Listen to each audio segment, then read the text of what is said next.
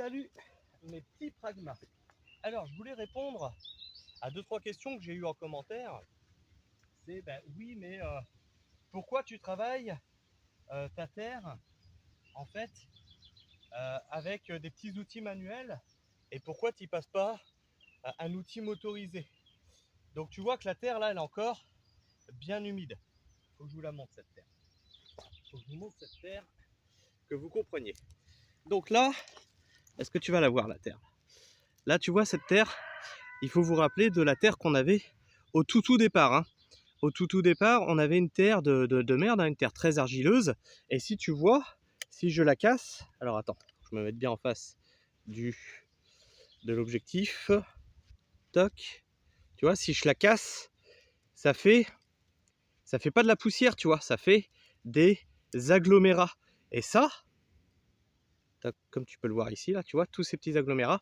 Et ça, c'est signe d'une terre en très bonne santé. Alors, comment on a fait ça? Alors, je vais vous prendre à la main maintenant. Comment on a fait ça? Eh bien, en fait, on a travaillé une fois le sol. Hein, je vous invite à aller voir les vidéos rétrospectives sur la chaîne qui vous expliquent ça. Donc, on a travaillé une fois le sol. Et ensuite, on a ramené le surplus de terre sur des plates-bandes, d'accord? Ce qui fait que la couche arable, on se retrouve avec le double maintenant sur les plates-bandes. Et on se retrouve avec la mauvaise terre dans les passe-pieds. Ensuite, on a ajouté des amendements. On a ajouté de la paille qu'on a, au bout de la première année, remélangé avec la terre. Ce qui fait qu'on a rajouté de la matière organique dedans et de la matière carbonée. Ensuite, toutes les saisons, on laisse un couvert végétal qu'on vient recouvrir au sol. Et c'est ce que tu peux voir, par exemple, ici, tu vois, tout ça, ça se retrouve à nouveau mélangé dans mon sol. Ok? Donc là, tu vois, ça c'est de la terre qui se veut vivante. Elle ne serait pas à ce point-là si on ne lui donnait pas des soins, surtout vu d'où on part, d'accord? Alors, là, tu vas me dire, ouais, mais du coup, ta terre, tu peux du coup la travailler avec un outil motorisé. Tu vois, par exemple, je fais ça, je vais te montrer. Donc, je travaille comme ça. Hop, qu'est-ce que je viens de sortir? Une petite caillasse que je vais aller mettre dans mon petit seau. Et ces caillasses-là, elles vont rejoindre ensuite. Tu vois, il y en a toujours un petit peu à sortir, tu vois. Même ici, là, il y a eu un semis d'haricots, il y a encore des pierres. Et ça va, au fur et à mesure. Hein, ça fait 3 ans qu'on y est. On sort de la pierre, on sort de la pierre. Et ensuite, ça retourne sur des chemins. Alors, chemin, je vais aller vous montrer aussi.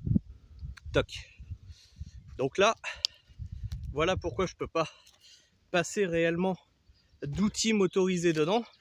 Parce que tu comprends bien que là, même une motobineuse, ça va faire de la merde. Tu comprends bien que là, ça va coincer un peu. Et donc je peux pas. Donc je peux pas passer d'outils motorisés. Donc je suis obligé de tout me taper à la main. Donc les cailloux, qu'est-ce qu'on en fait? Qu'est-ce qu'on en fait? Qu'est-ce qu'on en fait? Tu vois, par exemple, ça reste un couvert végétal ici, tu vois. Jusqu'à, de toute façon, là, je pense que c'est dans la semaine prochaine, je vais passer un coup de débroussailleuse et puis on va le bâcher, ce truc-là. On va le bâcher parce que après, on en aura besoin.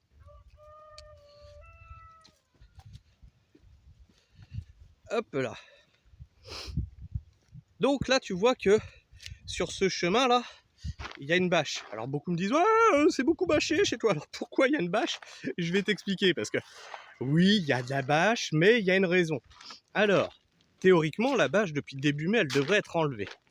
Alors, hop, là, tu vois qu'ici, là, à l'entrée du terrain, c'est la grosse gadoue. Ok, d'accord. Donc jusque là, tu vois bien.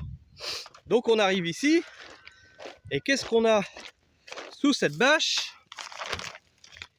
Voilà, on avait fait tout le chemin jusque là où tu vois où elle est relevée, en gravier. Donc devine ce que ça va faire si on rentre avec nos bottes pleines de boue sur du gravier. Ça va faire des chocs à pic croustilles-fondantes, tu vois. Et donc comme j'ai pas beaucoup d'argent, hein, moi je suis pas quelqu'un qui a eu un héritage ou qui a des fonds ou qui a été demandé des aides pour le démarrage de mon entreprise ou quoi que ce soit, eh bien j'ai pu acheter des graviers pour aller jusqu'ici. Du coup, la suite, qu'est-ce qu'on fait?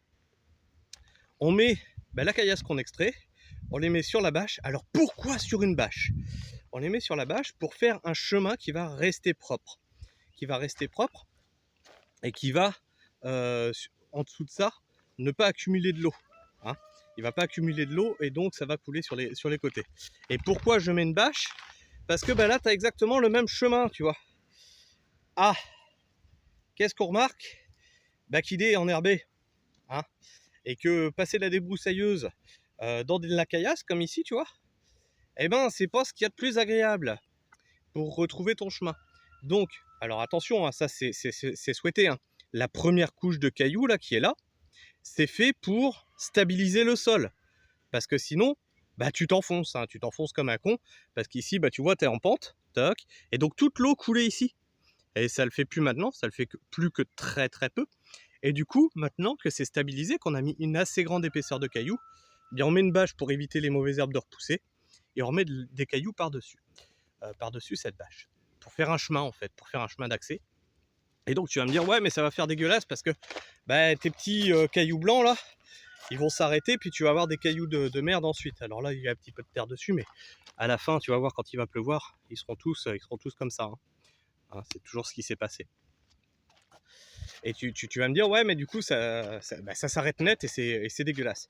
Oui, parce que j'ai pas assez d'argent, mais quand on aura les moyens, on rachètera un petit peu de cailloux blancs qui reviendront, on pourra toujours les mettre par-dessus mes petits cailloux qui sont là. Hein. Tu vois que c'est pas des grosses pierres là, hein, c'est vraiment des petits calibres. C'est des petits calibres par rapport à ce qu'on sortait avant, qui eux, bah, c'est les cailloux de stabilisation. Par exemple, tu as, voilà, c'est pas tout à fait la même chose ça. Et encore, ça c'est pas les plus gros qu'on ait pu sortir, tu vois. Ça c'est vraiment pas les plus gros qu'on ait pu sortir. On a des trucs, c'est à peine si on pouvait les déplacer. Je vais essayer de te montrer ça. Et ça, on les a sortis avec une simple motobineuse. Bah tiens, l'exemple flagrant. Alors lui, tu le vois même pas en entier. Alors oui, on l'a emmené à la main. Pas de micro-tracteur, rien. Donc tu vois.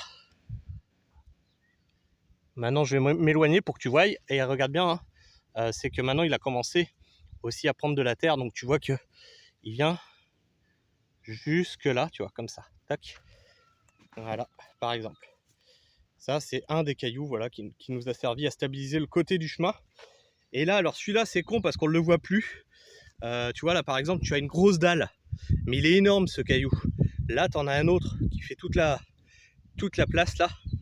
Et ici, au bout, tu en as encore un qui est énorme. Et tout ça, on les a portés à deux avec Sabrina. Parce que, on n'a pas les moyens d'acheter de trucs mécaniques. Hein. Voilà. Alors, c'est toujours pareil, hein, c'est toujours les moyens. Mais on le savait quand on a commencé, que qu'on devrait faire avec nos propres moyens, et on s'en sentait la force, on s'en sentait le courage. Sinon, bien sûr, moi, tu me donnes plus de 100 000 balles, je te fais le tracteur, je te fais toutes les serres en bas, je te fais ici, le chemin, il est déjà fini, et puis je vis pas avec 3 poules et 3 lapins, et à me faire chier la bite. Hein. Avec 100 000 balles ici, tu vois, tu aurais un outil de production qui serait à fond. Il y a eu 20 000 balles, c'est tout. 20 000 balles. Ça part très vite, hein, 20 000 balles. Hein. On s'en rend pas compte. La cuve, paf, ça c'est déjà 2 000 balles. La serre en bas, 2 000 balles. La mare, je crois que c'était 2005, 2500 balles. Voilà, ça va très très vite. Hein. Le circuit d'irrigation, un billet de 1000. Ça va à une vitesse, vous vous en rendez juste pas compte. Plus ensuite, tu as tous les frais aussi de démarrage d'entreprise, la MSA qui te prend 3000 balles la première année, alors que théoriquement, elle devait te faire un abattement, mais elle te le fait pas. Bref, je vous raconte un peu ma life. Attends, je crois qu'on a d'autres cailloux que je peux vous montrer qu'on a sortis, qui nous servent maintenant à stabiliser des fois des films de paillage.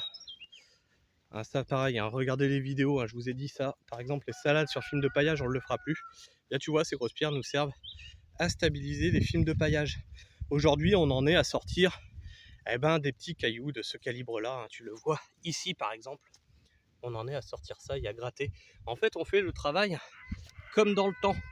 Alors, comme dans le temps, avant ils sortaient, ils passaient leur temps, hein, les maraîchers du 19e siècle, ils passaient leur temps à gratter et à sortir les pierres. Et au bout de 5 ans, en fait, on utilise ni plus ni moins que les mêmes techniques que les maraîchers du 19e siècle.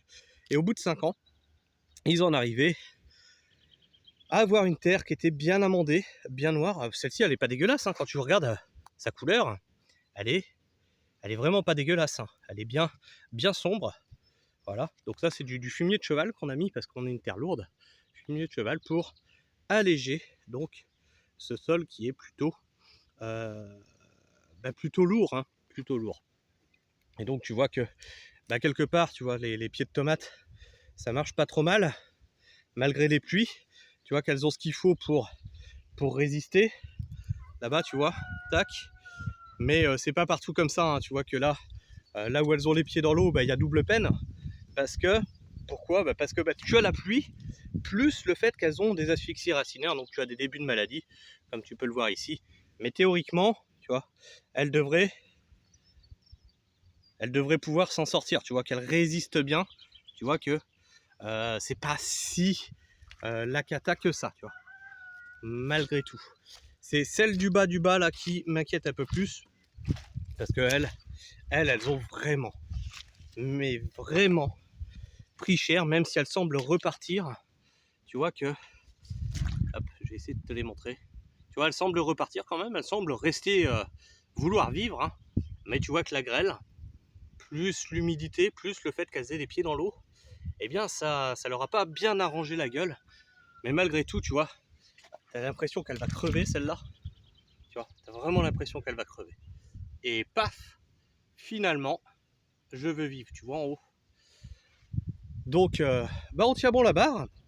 Mais je peux vous assurer que, hop là, je vais essayer de me mettre comme ça, je sais pas si vous allez bien voir. Je peux vous assurer que cette année, franchement, si ça avait été notre première année, on sortait aucun légume. Ah, c'est sûr et certain. Là, je vous dis, on galère. On galère, mais l'expérience fait que on arrive à mener la barque malgré tout dans la tempête et à sauver des légumes, à trouver des parades, à décaler des dates. Et Sabrina elle récolte les courgettes, ça y est, les tomates dans la serre, elle vous a fait une vidéo, ça y est, ça va pas tarder à arriver. Elle plante les poivrons, finalement, on devait pas en mettre dans la serre, mais on en met quand même. On serre un petit peu plus tout, tu vois, on doit ruser. Et quelque part ça marche, tu vois, quelque part ça marche. Mais si j'étais dans ma première année, clairement j'aurais pas l'expérience que j'ai actuellement et puis ça serait vraiment la merde. Déjà que là on en chie, pour de vrai, pour de bon. Euh, mais tu vois, on mène la barque quand même. Enfin bref, je vous fais la bise mes petits pragmas. Prenez soin du sol et restez pragmatiques. Ciao.